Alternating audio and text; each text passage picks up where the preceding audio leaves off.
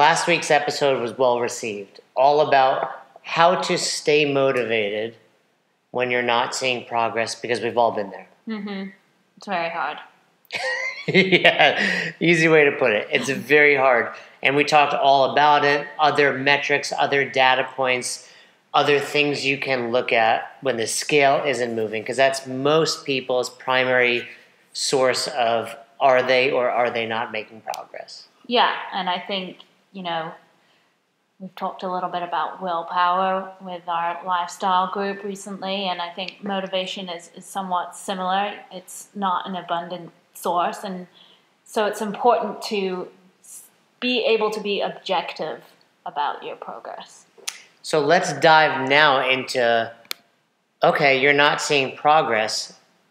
Why are you not seeing progress? Because there are going to be times when the progress isn't happening and you're doing all the right behaviors. You're tracking within 5, you're exercising, you're getting sleep, your stress levels are low.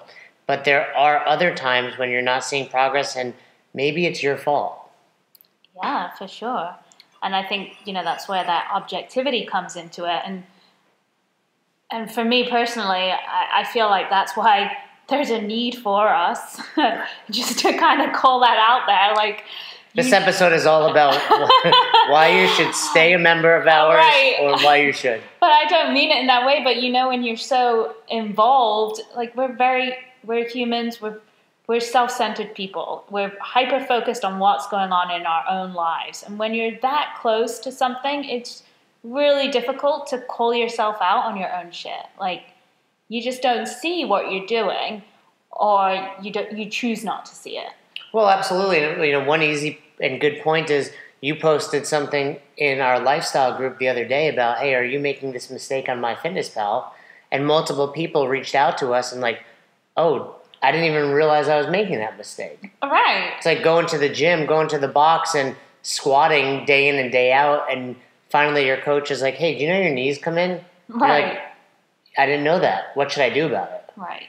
And it's the same principle here. You could be making a mistake, and like you said, yeah, that's where our value comes in. We look at your spreadsheet every week and, hey, why did this happen? Yeah, just recently, a couple of situations kind of spring to mind where we had one client who we'd been helping. She just started with our lifestyle program, but I think we've helped her in the past with macro double checks. And only now that we're finally actually being able to do some one-on-one coaching with her did it transpire that she's been doing low-carb days every now and again. Without telling us. Without telling us. And I was like, where did you get this idea from that you should be sprinkling in random days of low carbs? And where did this number for your low carbs materialize from? Like, what made you choose this number? And she was like, oh, I didn't realize I wasn't supposed to be doing that. It's like, okay, well. Where in our double check did it say? I don't know. And then, similarly, although I do think this person recognizes that they're not supposed to be doing this, but, there's that mentality where it's okay for me to have one cheat day a week. And I think, okay, well, we try to encourage people not to have that mindset, but look at what your cheat day is doing.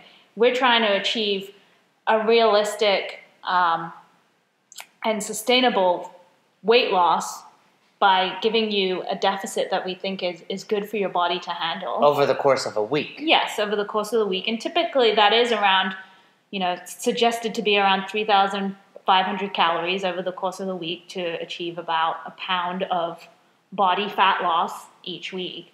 And some people are having cheat days where it just completely reduces that deficit, like to even 1,500, or just completely eliminates it. So then they're not seeing the scale move at all and they're confused. It's like, well, yeah, 6 days out of the week you're dialed in, but on that one day you're completely eliminating your deficit. Before I did flexible eating, I would eat relatively clean. I don't want to say I was perfect, but I kept it pretty good. I bet you were perfect. No, I was not. No? I definitely had, when I say I wasn't perfect, things like sushi, a little chocolate here and there. I was pretty good, but then I would have a cheat day every Saturday. And over the course of that week, I would write down everything I wanted on Saturday. Like if I craved it, I wrote it down, and I would slowly grocery shop over the course of the week. I would plan where I was going to have my cheat meal, and Saturday became just eating and laying down over and over every Saturday. And I couldn't lose weight. That was a period of time where I was almost at my heaviest. And did you realize that maybe this cheat day is not working for me? Well, finally, I was just, obviously I came to that realization, and I find flexible eating, and, and realized, well, I can have those foods throughout the week rather than going crazy. Right. But that's what I'm talking about. Like you're so close to your own experience and what you think is okay that, you didn't really realize at the time that this one day of... Well, even like you said, I was easily eating 7,000 calories in that day. Easily. Yeah, that. I mean, I was eating whole pizzas, chicken wings, cookies, chips. So I have to be in such a substantial deficit, which is nearly impossible to outdo that 7,000 calories. 6 days, right. Right? So now most women listening to this are not going to have a 7,000 calorie cheat day. It would just be very hard for you to do. Like, you have to drink a lot of alcohol. Well, you can drink a lot. You have to really hate yourself to eat that much food like I was doing. Like I was just eating and laying, like feeling like a slug. You can lay down on the couch and tell me about it. Yeah, it was a period of time where I was just, I think I was single, and I was just like, we would go out to brunch, like I would own the box, and we'd grab breakfast, and we'd grab lunch. Like I had a bunch of people that did it with me.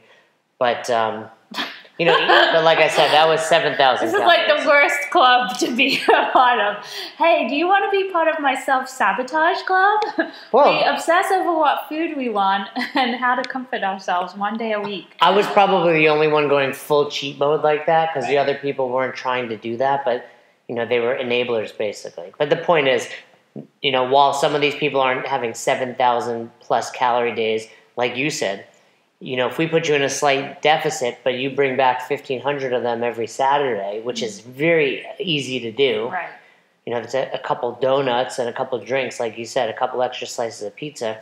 You can still have progress, but it would be much slower progress. Right, and that's what I'm finding, and I think a lot of people out there will relate to, the scale's moving a little bit, and you're seeing a little bit of change here and there, but the progress is slow, and it's frustrating you. And this is why. Yeah, it's funny, we get those double checks still, or, our lifestyle members are great, but we still have people that reach out and get our advice, and they're like, oh, I don't know about that. I'm like, you reached out to us, you paid us. What you're doing, the reason you reached out to us is because you're unhappy with where you are, but then they question what we've sent them. Yeah, people like to hold on to their beliefs and their opinions. It's something familiar. Like, people don't like change. This is what it boils down to. Like, and we're telling a lot of people a lot of the time, you need to change this. And, of course, that's going to be met with some resistance. Well, and you and I do the macro double checks. Like, we're not outsourcing them to India, right? With Upwork. We do them. I look at them. I evaluate them. And then, like, people come back and it's like, are you sure about this? Like, that's a lot, or that's this. I'm like, why'd you reach out? Right. What you're doing right now isn't working. So you reached out. You found us. You clearly heard of us or Googled flexible eating, and now you want to make a change, but you don't want to make a change. Someone purchased our clean meal plan recently. Right. And their response was, tilapia is often farm raised. And do I have to eat fruit? It's high in sugar. Oh, and I'm like, you literally wrote, I need to lose 50 pounds. Fruit is not your problem. That comment, that's like a whole other podcast. We need to get on that.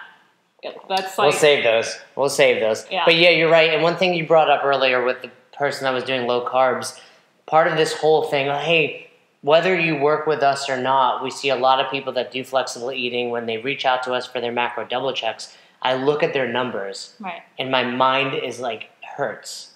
Because I'm like, who gave you this? Right, and I think that's another downfall for a lot of people. It's they're not getting their advice or their numbers or whatever it may be from a reliable source. Nutrition is this weird, I don't know what to call it, just weird topic, weird subject where everyone thinks they're an expert. Mm-hmm. You know, and there are obviously programs out there where you can truly become an expert, a doctor or whatever. But I think, sorry. It's one of those things where you see your buddy at the box, they look good, and you're just like, well, I need to do what they're doing. Right.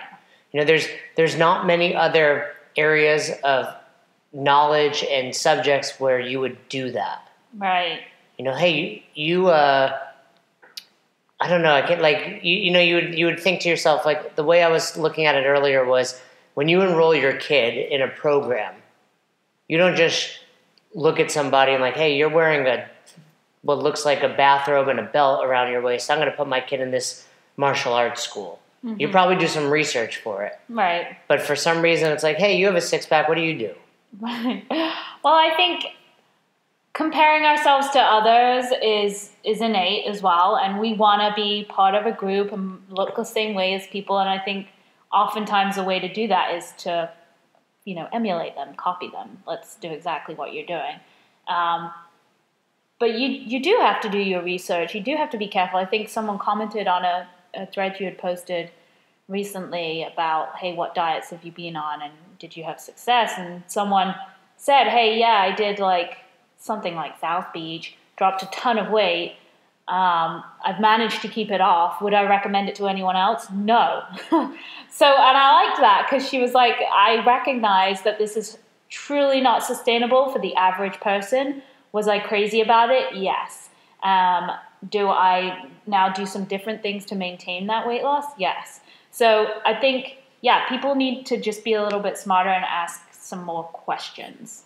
Well, and a lot of people that have lost weight, some of them maybe just they're naturally lean, right? Mm-hmm. But a lot of them don't know exactly what they're doing, and their easy answer is to prescribe to you the same thing they did. Right. Well, maybe they're not taking into account your body weight, your goal weight, your activity. We had people reach out to us recently, people we know well, who I gave numbers to a long time ago, mm-hmm. Met with them, and they both reached out to me right around the same time, unbeknownst to them, and they're like, man, I've gained a ton of weight lately. What's going on? And they sent me their numbers, and I was like, well, what are these? I never gave you these. Well, this guy at the gym, said he knows a lot about macros, and he gave us this. Tweaked my numbers. Yeah. Have you done that? Maybe that's something, if you're listening, have you had someone else tweak your numbers for you? Someone from our group literally just told me about that this week. Oh, so my coach told me to increase my protein. I was like, okay, did I tell you to increase your protein? So both of them, the same person, right? Because they go to the same gym. And I was like, this is ridiculous. These are the numbers you need to be hitting. That was probably a month ago. He sent me a picture recently. He's shredded again. Oh, nice. And this is not like some young 18-year. This guy's 50 years old, nice. Right? So it's just like, did you take that into account, that he's 50, that this is what he does, all these things. And, so like we said, if you're not seeing progress and you're not part of our group, are you checking those things? Mm-hmm. If you're listening, you know who you are right now, and someone that you don't know is an expert in nutrition gave you your numbers, think about that. Mm-hmm. Maybe that's why this isn't working. Or you Googled, IIFYM in calculator and use that. Mm-hmm. Did you use the right activity level? Did you set your goal weight appropriately? All those things can play a role. Yeah, and also, let's not forget as well, things change. How long have you been on these numbers now? A year? Are you not seeing progress now? Or have you not been seeing progress for the last 6 months? Well, you probably need to check in and have those numbers reevaluated. So let's say you're on the right numbers. You got them from us or another recognized coach. Right. Are you now analyzing the data? Mm-hmm. Because like you said, okay, we're doing the right numbers. I'm actually being diligent, consistent, within 5 every day. I'm still not seeing progress. Yeah. Go back to last week, listen to our episode of, all right, I am being good, I'm not seeing progress, and we'll talk about all the other things you can check out. But now let's say, before you do that, in between that step, are you analyzing what's going on? Like you said, we have a spreadsheet that all of our peeps use, and there's a lot more information than just, I hit my numbers, check. Mm-hmm. What are some of the other things that they can analyze? Obviously, we talked about a cheat day, but what else have you noticed? Well, sleep, and we have a comment section for, just any other information like relative to stress. Water as well, tracking that. I'm trying to think what else. Well, yeah, we have people that I've seen people's tendency. You can see it because we have them list how much sleep and the quality of it, and all of a sudden they drop in how much sleep and their weight jumps up. Yeah, and I like it sometimes because we have self-evaluation scores on there for different things, and it's crazy. Sometimes I'll see like a perfect day or what looks like a perfect day, and then their self-evaluation will be like low in the numbers. I'm like, so what happened on this day? And I'll ask that question and it'll transpire, something came up, and then that gives me that insight. Okay, so there was a lot of stress in this day, and stress will do it too. Oh, for sure. So when you're doing well and you're not seeing progress, it's important before getting just plain old frustrated to look at what else is happening in your life. Mm-hmm. Maybe did you not realize you missed a bunch of days of exercise? You haven't been hydrating. You had a ton of coffee that day because you're tired. Your kid's been up half the night because they have diarrhea. Your dog's barking at 4 a.m. All of those things play a role. Yes, for sure. Yeah, and I think that's part of what a lot of our clients have been seeing from that spreadsheet, that they're taking into account a lot more other factors, and they're starting to really dial into what, their expectations of that progress, which is cool because that's part of what makes this sustainable too, being able to manage your expectations. Well, and being able to be more introspective. It's like being at the box. You coach someone, your knees are coming in. What does that mean? Well, this is what's happening. Do you feel it? No. Next week, they're like, oh, I feel it now. Cool. Do something about it. And it's the same with our members. They may not realize it till we point it out, but then once we point it out, they can start to be aware of it, mm-hmm. feel it, and make the appropriate changes to prevent it from continuing. Absolutely. And it's funny because I can think of a direct comparison that just kind of came to me this morning in the box, and it was, was it the first workout, 18.1, with the row and the toes to bar? The first workout had, toes to bar, of the open, dumbbells, and rowing, yeah. Right. So it was in that workout where your friend Greg, was judging me. And I'm sure I've heard this cue before. I mean, it's unlikely I haven't, but I was getting really tired on the rower. My quads always blow up. I know I'm not rowing right, like I'm not efficient with my rowing. And he just gave me one little cue. He was like, pull your shoulders back. And I did that, and immediately my rowing felt a lot easier. And since then, I've been able to make even more progress with my rowing, because now my body is starting to recognize and sense that, okay, pulling your shoulders back, hey, this feels a lot more like a deadlift. Now I'm actually tuning into engaging my hamstrings and my glutes, and my quads aren't just blowing up as much as they used to. And all it took was that simple cue and that simple change, and it has completely, phenomenally made my rowing better. Like, what did I hit today? A similar amount of rounds for that CrossFit workout the other week, the 25-minute AMRAP with the rowing and the push-ups and sit-ups. Right. Which in the past, would have killed me. So I think managing expectations is huge, but also having that ability to be more introspective, but also objective, which you just really, it's difficult to do on your own. I really think you stand to gain and benefit a lot from that outside point of view. Well, and coaches need coaches too. 100%. I mean, we need coaches just as much as you guys. And, the analogy I often use is it's like chopping a tree down from a different angle. You can sit there and hammer away at it. Boom. It's not chopping down. Sometimes you just have to hit that tree with an axe from a different perspective, from a different angle, and it will knock it right down. And it's the same thing here. By sending in their sheets, our members, they're getting just a different set of eyes on it. Yeah. I had a woman who we work with who was not sleeping more than 4.5 hours a night. I know her well. She knows who she is. And I was like, send me your schedule. including work, kids, workouts, time with her husband. We made two tweaks. I love that. We made 2 tweaks to her week, changing the days she trained and the times. Now I would say, well, she doesn't get necessarily 8 hours a week. She's sleeping way more than she was, feeling better. She has one of those whoops, so she's tracking her recovery. That's improved, and her weight is moving. You know, from something as simple as let's just change your schedule. I think, you know, that's a huge takeaway, and I would really highly recommend, if you want to challenge yourself and do some homework after this podcast, I would challenge you to do a whole day of writing down, you know, where your time goes throughout the day, so that you can look back and really reflect on your schedule. And is it a schedule, or are you just allowing life to dictate where your time goes?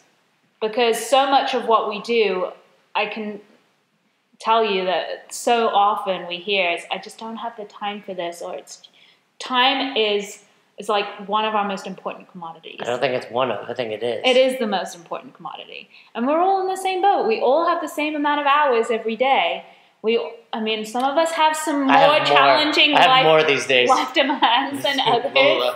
Yeah, just you wait till kids arrive. But yeah, if you do that, that'll be seriously eye-opening, I think. Absolutely. Well, we promise to keep these episodes efficient and efficacious. Efficacious? Yes, meaning short and effective. Oh. So let's wrap it up. Go back to last week. If you're being diligent, you're being consistent, and you're not seeing the progress you want on the scale, check the other things that we talk about. But in this episode, like we said, make sure you're checking yourself. Absolutely. Yeah, we kind of came down on you guys a little bit, I feel like, today, but that ability to really evaluate yourself and be honest and objective is fundamental to you seeing progress. We bring the heat, and that's what we do to all of our members. If you want more information about what we offer, check out our website, ownyoureating.com. Of course, join our free private group on Facebook, the Own Your Eating Tribe. And if you join our membership, you get a private group just for those members. We do weekly webinars. This past week on willpower was very well received. We get your weekly check-ins. We have your phone calls as well. If you want more information about that, again, check our website, ownyoureating.com. And if you have a topic or a question that you'd like for us to dive into further, email us, contact@ownyoureating.com. Contact@ownyoureating.com. Check all of our social medias @ownyoureating. And that's a wrap. Yeah, nicely said.